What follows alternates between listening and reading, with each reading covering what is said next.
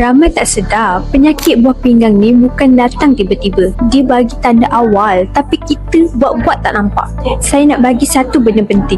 Masalah buah pinggang ni senyap, tapi tanda dia dah lama ada. Kencing berbuih, pinggang rasa berat, lenguh pelik, kaki bengkak, cepat letih, nak baring je. Atau rasa loya, selera makan pun jatuh. Semua ni tanda-tanda buah pinggang tengah struggle nak tapis sisa dalam badan. Ramai orang salah faham, bila dah teruk baru nak jaga. Padahal buah pinggang ni kerja dia 24 jam tapis darah, cuci toksin, seimbangkan mineral. Kalau tak jaga dari awal, sel nefron makin lama makin rosak. Bila rosak, dia tak boleh pulih macam biasa. Sebab tu orang dulu-dulu amalkan herba untuk support kesihatan dalaman, termasuk buah pinggang. Salah satunya bawang dayak. Bawang dayak ni tumbuhan daripada Indonesia, Kalimantan.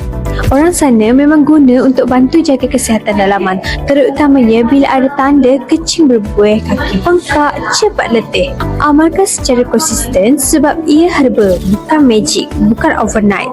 Slow-slow bantu badan rasa lebih ringan, buang angin dan bagi support dekat fungsi dalaman kita. Yang penting jaga minum air, kurangkan manis dan cek kesihatan secara berkala.